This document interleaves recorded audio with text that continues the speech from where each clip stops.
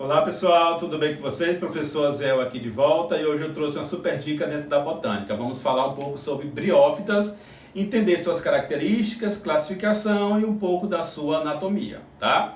Antes da gente começar a aula, não deixe de se inscrever no nosso canal, compartilhar essas informações que estão aqui com seus colegas, tá? Curtir esse vídeo, comentar e ainda mais seguir nossa página no Instagram, que é o Oziel César JR. Lá você vai ter várias informações a respeito da biologia de forma geral, tá bom? Briófitas, dentro da escala evolutiva, é um grupo de plantas bem primitivo, que não tem tecidos, que não tem órgãos verdadeiros, tá? Que dependem totalmente da água para o processo reprodutivo e encontro dos gametas. São plantas que não têm vasos condutores de seiva, e por não ter vasos condutores de seiva, são pequenas e delicadas. Tá? São bioindicadores do ambiente natural, são bioindicadores ecológicos, porque se o ambiente está bastante poluído, não há indício de briófita. Então, são altamente delicadas as agressões do meio ambiente. Não tem xilema nem floema, dependem da água para o encontro dos gametas. Nesse caso, o gameta masculino que tem flagelo nada em direção ao gameta feminino. Ali eles se encontram, fecundam para formar o zigoto e ali dá origem a uma nova planta, ok? Esse zigoto, ele vai desenvolver uma nova planta em qualquer local, pode ser numa rocha, pode ser numa outra planta, pode ser em cima de um galho, mas um local que seja úmido ou que tenha bastante água para que ocorra o desenvolvimento das briófitas, entendido? Outro detalhe é que a fase dominante dentro do ciclo de vida de uma briófita é a fase gametofítica, ou aquela fase que produz gametas. Então esses gametas, como eu acabei de falar, que são o anterozoide e a osfera, anterozoide é o gameta masculino e a osfera é o gameta feminino, eles nadam em direção a um outro e são produzidos pelo gametófito, é a fase que predomina nas briófitas. Não possui raiz, não possui caule, nem possui folhas. Tem estruturas semelhantes à raiz, caule e folhas. Então tem rizoides, cauloides e filóides. Não tem tecidos verdadeiros, então não tem raiz, caule e folhas. Com relação à classificação, ao grupo, existe o grupo das briófitas, hepatófitas e antosserófitas. O principal representante das briófitas são os musgos, das hepatófitas são as hepáticas e das antosserófitas são os antóceros. Briófita tem um cauloide ereto, então ele cresce para cima. Já hepatófita e antosserófita, o cauloide ele é rasteiro, ele cresce plano na superfície, tá bom? Agora nós vamos apagar isso aqui e nós vamos entender um pouco como é formado a estrutura do corpo de uma briófita, tomando como exemplo o grupo das briófitas e um musgo, ok? Voltamos já, fiquem atentos.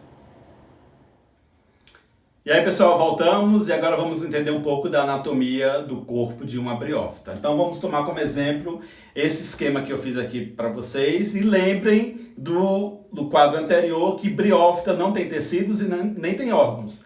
Vão ter rizoides, cauloides e filóides como estruturas, tá?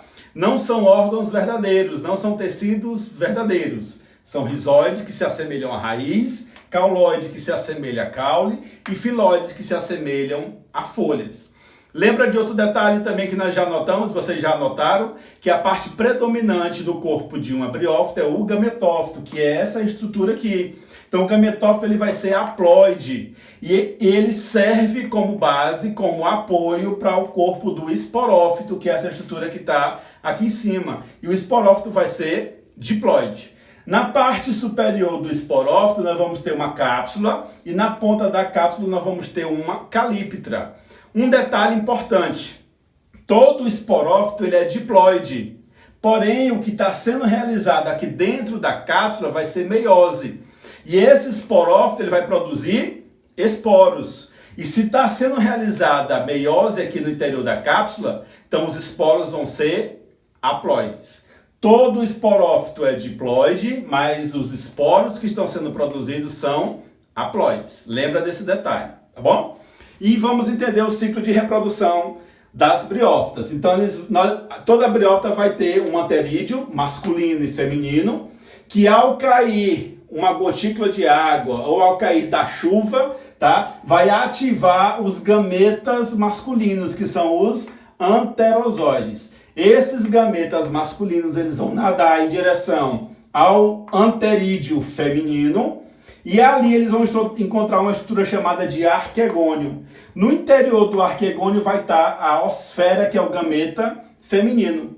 Os anterozoides fecundam a osfera e vão formar em cima desse anterídeo feminino uma estrutura com haste e com uma cápsula. No período reprodutivo, essa cápsula vai se romper, vai romper a calíptra e vai liberar os esporos no ambiente. Esses esporos vão ser levados pelo vento, vão cair num solo úmido ou com muita água e vão germinar. Então, lembra do detalhe. Os gametas fecundam e os esporos germinam. Ao germinar dos esporos, surge uma estrutura prótalo chamada, e esse prótalo vai se desenvolver formando novamente o anterídeo masculino e o anterídeo feminino. Lembra de um detalhe? O ciclo de vida, o ciclo de reprodução de uma briófita é um ciclo de vida aplôntico-diplôntico ou haplo-diplobiontico, porque alterna tanto uma fase haploide, que é o gametófito, com uma fase diploide, que é o esporófito. Ok, pessoal? Espero que vocês tenham ficado com todas as informações, tirado todas as suas dúvidas. E se tem dúvida ainda, deixa aqui nos comentários. Não custa nada, tá bom? Pergunta, tira todas essas dúvidas, tá bom? E no dia do vestibular, no dia da prova de biologia, vocês possam realmente acertar todas as questões de briófitas. Não deixa de nos seguir aqui no YouTube, nem de acompanhar nossa página lá no Instagram, que é o Oziel César JR. Pessoal, fiquem atentos para as próximas aulas. Até mais. Obrigado. Tchau.